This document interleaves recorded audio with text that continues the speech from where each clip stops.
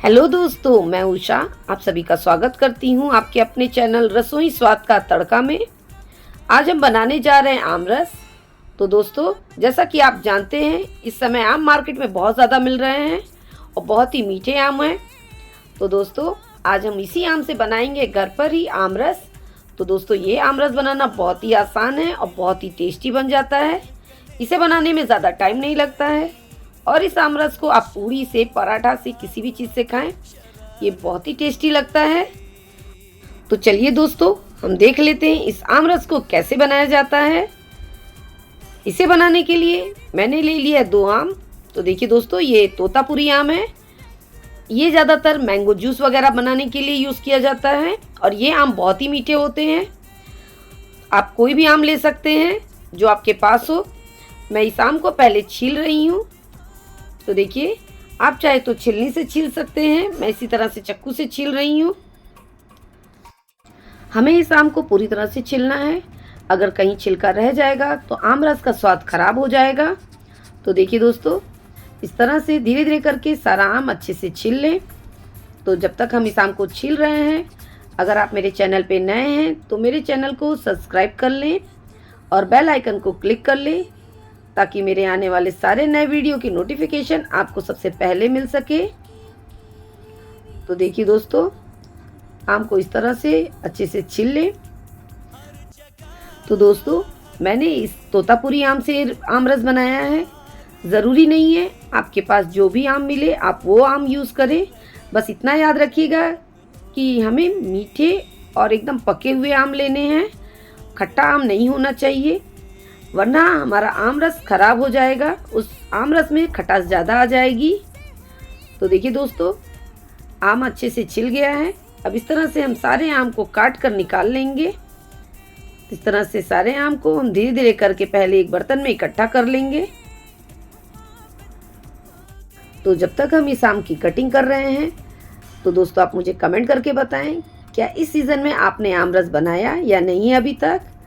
और अगर आपने आम रस बनाया तो क्या इसी तरह से बनाया या किसी और तरीके से, और आपको आम रस कैसा लगता है। तो देखिए, इस तरह से मैंने अच्छे से सारा आम गुठली से अलग कर लिया है।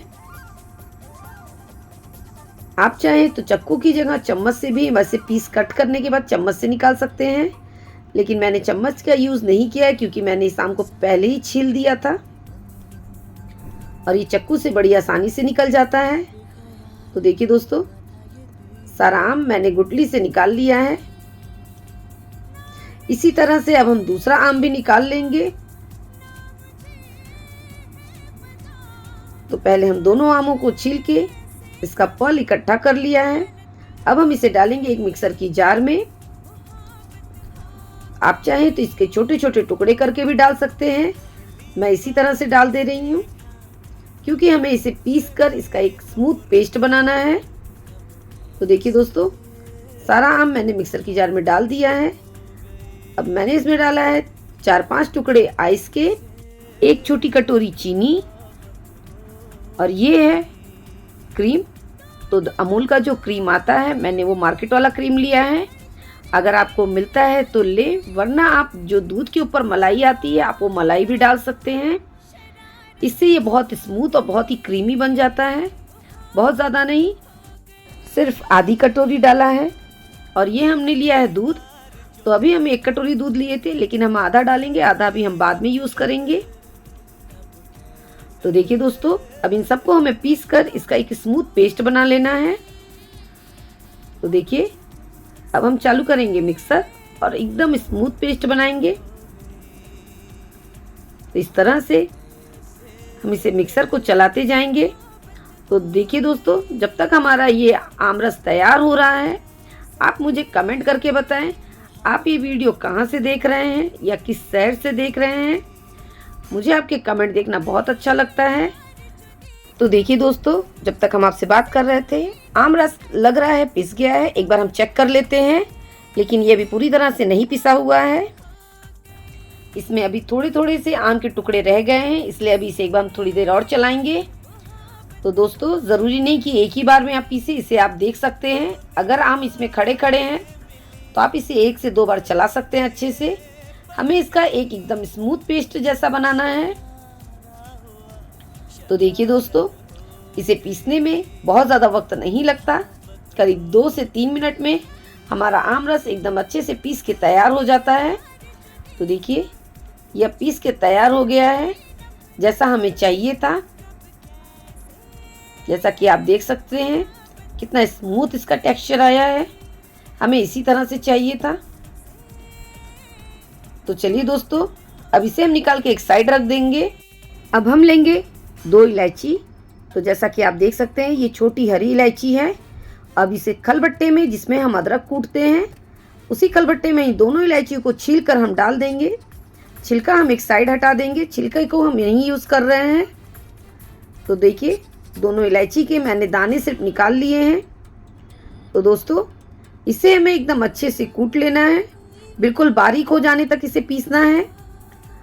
तो देखिए, इस तरह से जब हम अदरक जैसे कूटते हैं उसी तरह से हम इसे अच्छे से कूट लेंगे। दोस्तों, अगर आपके पास इलायची पाउडर हो तो आप वो भी यूज़ कर सकते हैं, जो मार्केट में बहुत आसानी से मिल जाता है। मेरे पास इलायची पाउडर नहीं था, इसलिए मैंने इस तरह से खलबट्टे में इलायची को अच्छे से पीस कर उसका पाउडर बना लिया है। तो देखिए, जैसा कि आप देख सकते हैं हमारा ये पाउडर बिल्कुल बहुत अच्छे से तैयार हो गया, बिल्कुल पीस गया है।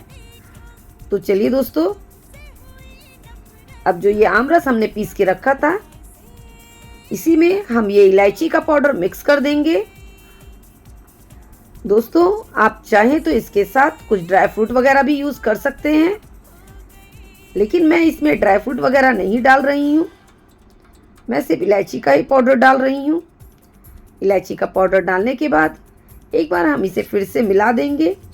तो मिक्सर का ढक्कन हम लगाकर एक बार मिक्सर फिर से चला देंगे, जिससे इलायची का पाउडर आम रस में अच्छे से मिक्स हो जाए।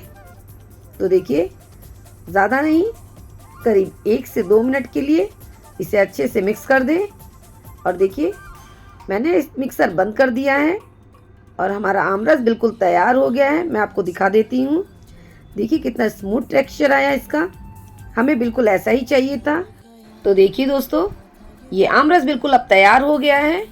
अगर आपको गाढ़ा लग रहा हो तो आप चाहें तो इसमें थोड़ा दूध डाल सकते हैं, लेकिन मैं इसे ऐसे ही रखूँगी।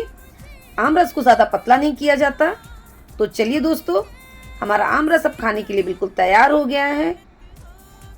अब फटाफट से हम इसकी प्लेटिंग कर लेते हैं। क्यों दोस्तों, आ रहा है ना मुंह में पानी? तो जाइए, इस टेस्टी से आम रस को बनाइए और अपने फैमिली के साथ खाइए और मुझे कमेंट करके बताइए कि आपको ये आम रस की रेसिपी कैसी लगी।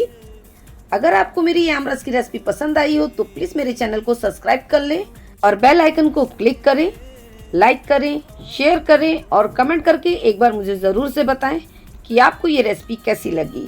Thank you.